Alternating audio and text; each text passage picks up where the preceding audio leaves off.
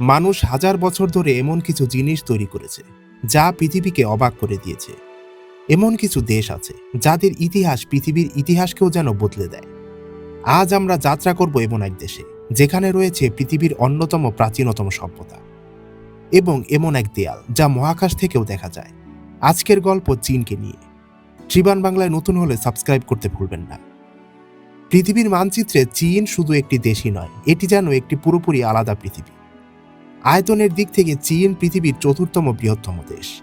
এর মোট আয়তন প্রায় 9.6 মিলিয়ন বর্গ কিলোমিটার।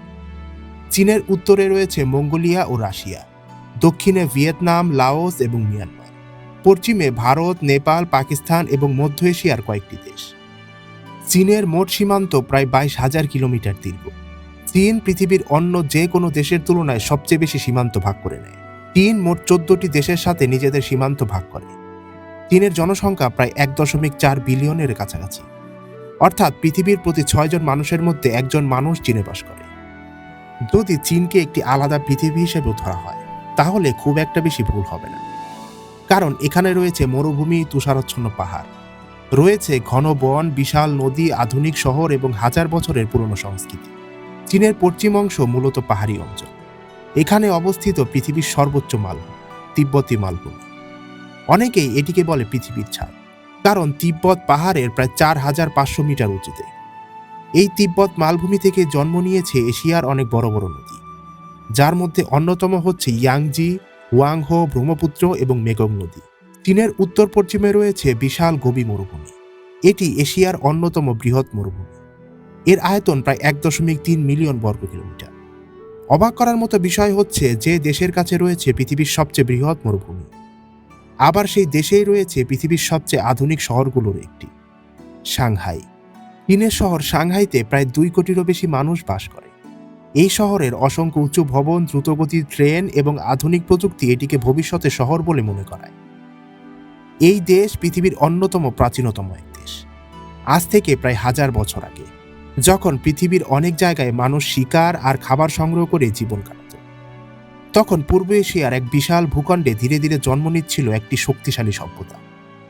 সেই সভ্যতায় পরবর্তীতে হয়ে ওঠে পৃথিবীর অন্যতম প্রাচীন এবং প্রভাবশালী সভ্যতা, চীনা সভ্যতা। বিশ্বের সবচেয়ে প্রাচীন ধারাবাহিক সভ্যতাগুলোর মধ্যে চীন একটি। প্রায় 4,000 বছরেরও বেশি সময় ধরে চীনের সভ্যতা টিকে আছে বলে মনে করা হয়। চীনা সভ্যতার জন্ম হয়েছিল মূলত ইয়োলো রিভার বা হুয়াংহো নদীর তীরে। অনেকেই এই নদীকে চীনা সভ্যতার জন্মস্থানও বলে। এই নদীর তীরে উর্বর মাটি থাকায় মানুষ কৃষিকাজ শুরু করে। ধীরে ধীরে ছোট ছোট গ্রাম শহরে রূপ নেয়। চীনের প্রথম দিকের রাজবংশগুলোর মধ্যে অন্যতম ছিলেন শিয়া ডাইনেস্টি, যদিও এর কিছু তথ্য এখনও ইতিহাসবিদদের কাছে বিতর্কিত। এরপর চীনে শুরু হয় শাং ডাইনেস্টির শাসনামল। এই সময় মানুষ ব্রোঞ্জ ব্যবহার করতে শুরু করে এবং উন্নত অস্ত্র ও সরঞ্জামও তৈরি করে। চীনের রাজবংশগুলো শত শত বছর ধরে একের পর এক ক্ষমতায় এসে আস্তে আস্তে চীনকে নতুনভাবে নিজেদের মতো করে সাজিয়ে নেয়।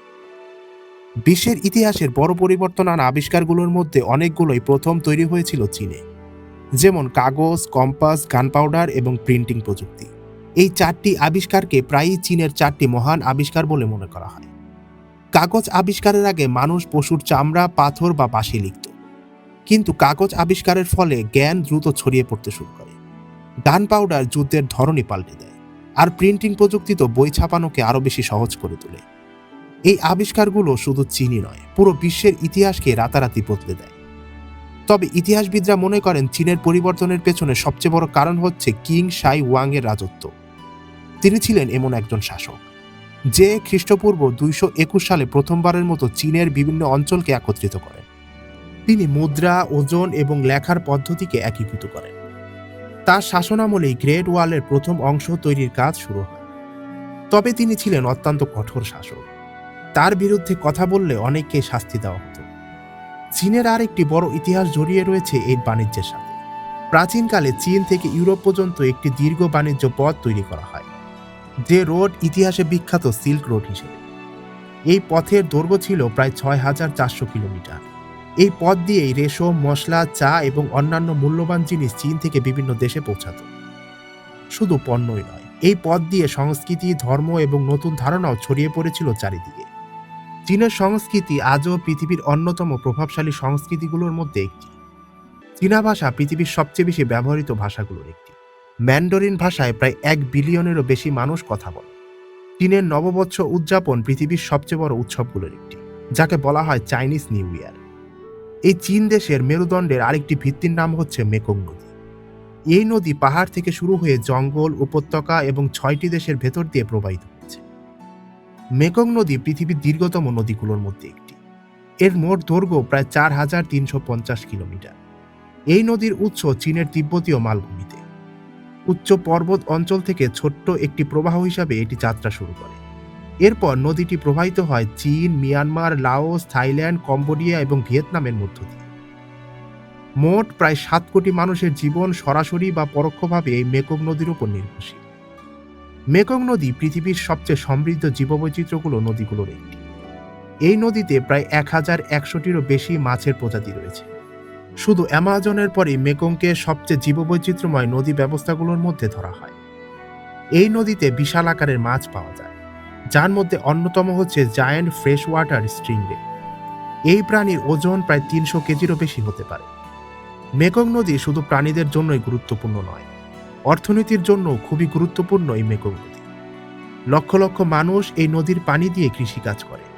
বিশেষ করে ভিয়েতনামের মেকং ডেল্টা অঞ্চলকে বিশ্বের অন্যতম বড় ধান উৎপাদক এলাকা হিসাবে ধরা হয়। এখানে উৎপাদিত বিপুল পরিমাণ চাল বিশ্বের বিভিন্ন দেশে রপ্তানি হয়। মেকং নদীর মাছ শিল্প থেকে প্রতি বছর বিলিয়ন বিলিয়ন ডলার আয় করে চীন।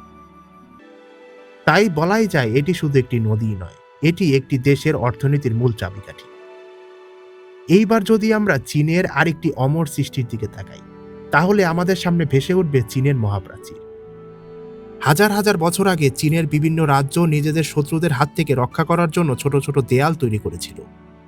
পরবর্তীতে প্রথম সম্রাট কুইং শি হুয়াং এই দেয়ালগুলোর কিছু অংশ একত্রিত করার উদ্যোগ নেন। এভাবেই শুরু হয় পৃথিবীর সবচেয়ে বিখ্যাত প্রতিরক্ষা ব্যবস্থাগুলোর একটি। অনেক মানুষ মনে করেন গ্রেট ওয়ালের দৈর্ঘ্য কয়েক হাজার কিলোমিটার, কিন্তু আধুনিক জরিপ অনুযায়ী এর মোট দৈর্ঘ্য প্রায় 21,196 কিলোমিটার। এটি পৃথিবীর দীর্ঘতম মানব নির্মিত কাঠামোগুলোর একটি। দেয়ালটি শুধু একটি সরল রেখাই নয়, এটি পাহাড়, মরুভূমি, উপত্যকা এবং সমতল ভূমি অতিক্রম করেছে। গ্রেট ওয়াল নির্মাণে পাথর, মাটি, কাঠ এবং ইট ব্যবহৃত হয়েছিল। প্রাচীন সময়ে শ্রমিকরা প্রায়ই অত্যন্ত কঠিন পরিবেশে কাজ করত। ইতিহাসবিদদের মধ্যে কয়েক লক্ষ থেকে কয়েক মিলিয়ন মানুষ বিভিন্ন সময়ে এই প্রাচীর নির্মাণে কাজ করেছে। তবে চীনের এই মহাপ্রাচীর নির্মাণ করা ছিল অত্যন্ত কষ্টকর। গ্রেট ওয়াল নিয়ে সবচেয়ে পরিচিত একটি কথা হচ্ছে এটি মহাকাশ থেকেও দেখা যায়, কিন্তু বাস্তবে বিষয়টি পুরোপুরি সঠিক নয়। খালি চোখে মহাকাশ থেকে গ্রেট ওয়াল সহজে দেখা যায় না। প্রতি বছর বিশ্বের বিভিন্ন দেশ থেকে লাখ লাখ পর্যটক এই ঐতিহাসিক স্থানে ভ্রমণ করতে আসে, যা চীনের পর্যটন খাতের জন্য একটি বিশাল অংশ। একটি দেশ, একটি নদী এবং একটি দেয়াল, তিনটি জিনিস আলাদা হলেও তাদের ভেতরে লুকিয়ে রয়েছে একটি অসাধারণ সত্য। সভ্যতা শুধু তৈরি হয় না, এটি মানুষ, সময় এবং প্রকৃতির এক দীর্ঘ যাত্রার ফল। চীনের ইতিহাস, মেকং নদীর জীবনধারা এবং গ্রেট ওয়ালের স্থায়িত্ব আমাদের মনে করিয়ে দেয় মানুষ কত অসাধারণ জিনিস তৈরি করতে পারে নিজেদের ইচ্ছার শক্তি বলে। আজকের যাত্রা এখানেই শেষ, কিন্তু পৃথিবীর অজানা গল্প এখনও শেষ হয়নি। আজকের ভিডিওটি আপনার কাছে ইনফরমেটিভ লাগলে অবশ্যই ট্রিবান বাংলাকে সাবস্ক্রাইব করে রাখুন। দেখা হচ্ছে ট্রিবান বাংলার নতুন এপিসোডে।